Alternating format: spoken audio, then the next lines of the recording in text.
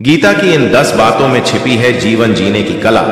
आप भी जाने कौन सी हैं वो बातें। वीडियो पूरा जरूर देखें, आपकी जिंदगी बदल जाएगी। भगवत गीता के आदर्शों पर चलकर मानव न केवल स्वयं का भला कर सकता है, वरन संपूर्ण मनुष्य जाति का कल्याण कर सकता है। श्रीमद् भगवत गीता न केवल धर्म का ज्ञान कराती है, बल्कि जीवन जीने का ढंग भी बताती है। महाभारत के युद्ध के पहले श्री कृष्ण और अर्जुन के बीच का संवाद मानव के लिए प्रेरणादायी है।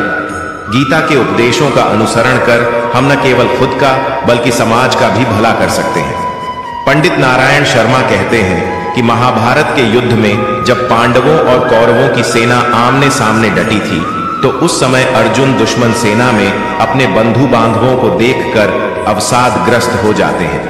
तब अर्जुन पाठ के सारथी बने श्री कृष्ण वासुदेव उन्हें उपदेश देते हैं कि पाठ, तुम दुख का त्याग कर युद्ध करो।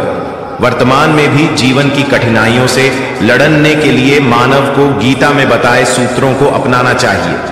गीता के सूत्रों को अपनाने से व्यक्ति उन्नति पथ की ओर अग्रसर होता है। भगवत गीता के आदर्शों पर चलकर मानव न केवल स्वयं का भला कर सकता है, वरन संपूर्ण मनुष्य जाति का कल्याण कर सकता है।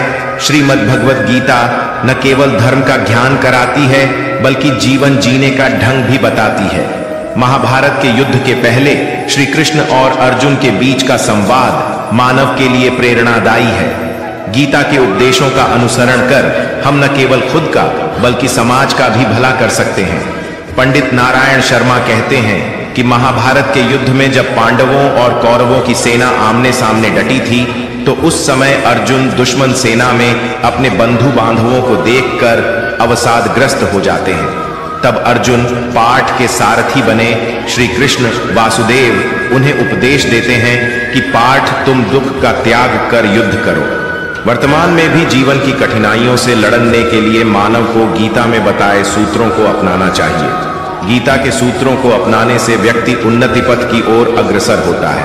पहली बात, सोच में परिवर्तन। जो ज्ञानी पुरुष ध्यान और कर्म को सम देखता है, उसी की सोच सही है। सही नजरिया रखने वाला व्यक्ति इच्छित फल की प्राप्ति कर लेता है। इसलिए व्यक्ति को ज्ञान और कर्म में समभाव बनाए रखना चाहिए। दूसरी बात, मन पर नियंत्रण जरूरी। मन बहुत चंचल होता है और वह सदा यहां से वहां भटकता रहता है। अशांत मन को योग और ध्यान का नियमित अभ्यास कर वश में किया जा सकता है।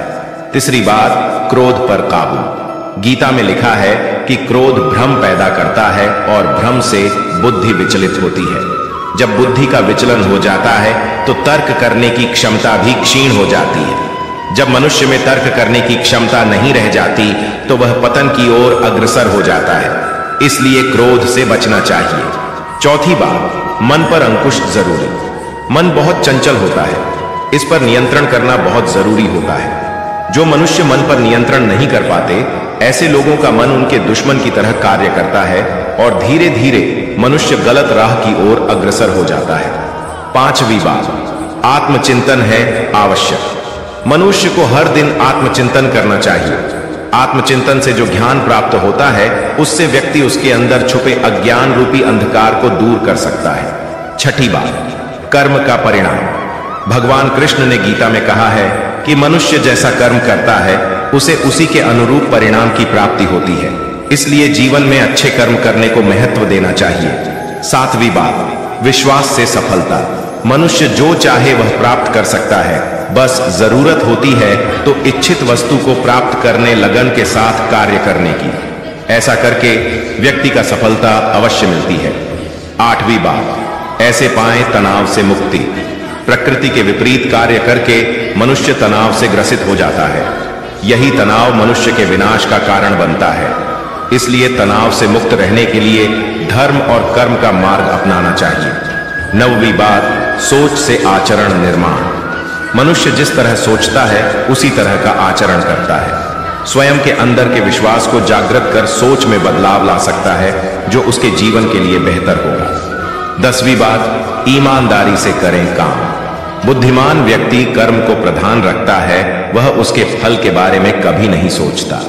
किसी काम को करने का यही उत्तम और उचित साधन है।